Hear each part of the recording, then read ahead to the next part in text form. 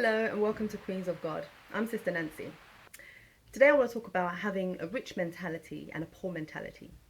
Have you ever thought about which mentality you have? I've got some examples here, as you can see, and it's to do with having a rich mentality and having a poor mentality. So I'll get through these examples very quickly and you can probably identify where you fit in. So first of all, a rich mentality, you pay your expenses first and your bills, then you pay yourself. This is a good thing to do because when you pay your expenses first, you pay your priority bills and then yourself, then you prevent yourself from getting into any debt and any financial mess. And that's it, period. You pay your expenses. Don't use all that money that you have to take care of yourself. And then you get creditors calling you and letters coming to you and maybe court, notices and all these kind of things, fines. You don't want to get yourself in that situation. So you pay your expenses, pay your priority bills first. That's a rich mentality. Secondly, spend less than what you earn. Some people get £100 a week, £200, but they're spending more. Spend less than what you earn. Manage your money every week, every month. Prioritize your bills. You budget to take care of your children, and yourself. The food that you need. So a rich mentality will manage their money well. They won't just overspend. They manage it and they budget well. Regularly check your bank statements. Someone with a rich mentality will check their bank statements because you're aware of what's happening with your finances. You know what's coming in, what's coming out, what's gone in and what has gone out. When you check your bank statements, it keeps you organized. A rich mentality is organized and their finances are in order. They know exactly what's happening. Then you explore other sources of income. Someone with a rich mentality will explore other sources of income. Won't just rely on your job, the wages from your job, but you'll look at the skills that you have that you can apply into other areas so you can acquire more income. For example, you might be able to plait hair. You might be able to, design clothes, make clothes. You might be able to organize weddings and parties. All these things where you can get more money.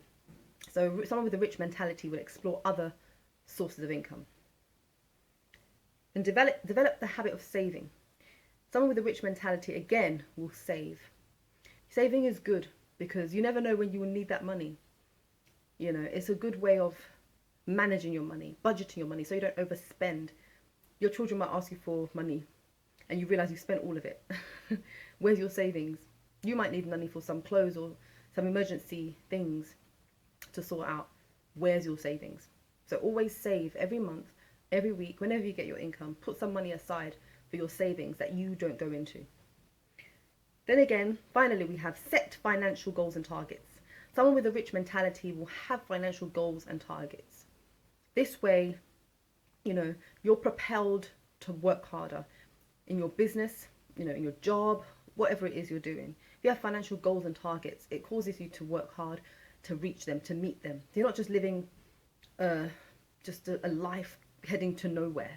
You have goals and targets. You have, you might want to make £50,000 in the year or save £20,000.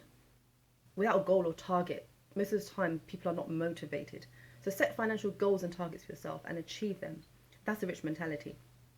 Then we move on to the poor mentality. No planned saving and budgeting. Not good. Just spending anyhow, recklessly. Unnecessary financial commitments. For example, you've already got debts, you've already got things to pay, but then you register with a company that, you have to pay even every month. Or you register with, you get a credit card. Unnecessary financial commitments. Don't put yourself in a financial pit when you've already got things that you're paying off, or sorting out financially. Spending more than what you earn. Poor mentality will overspend. They'll go into their credit limit. You got £100 a week, you're spending £150. You have minus 150 and it's not even the end of the week yet. That's a poor mentality. Poor mentality, bills and statements unopened. Not good.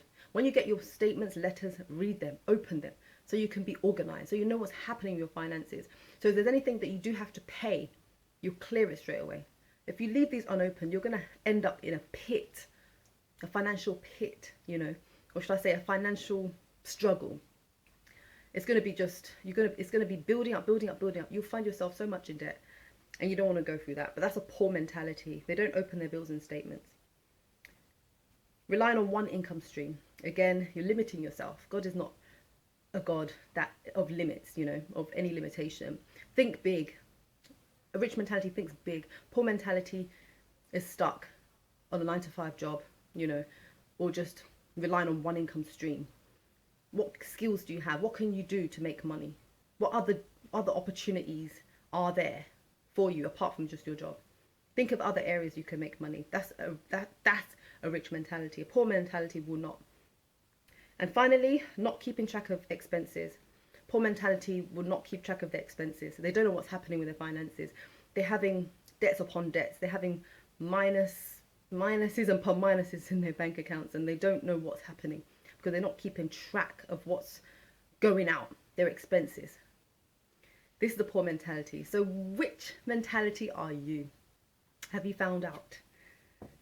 If you're rich mentality, well done to you. Keep it up. If you're poor mentality, there's some things you need to do to adjust, to be, you know, to work on your finances better, to work on your, you know, money management. You can get books. There's so many writings and readings on the internet. You can, you know, that will help to improve your mentality and how you manage your money.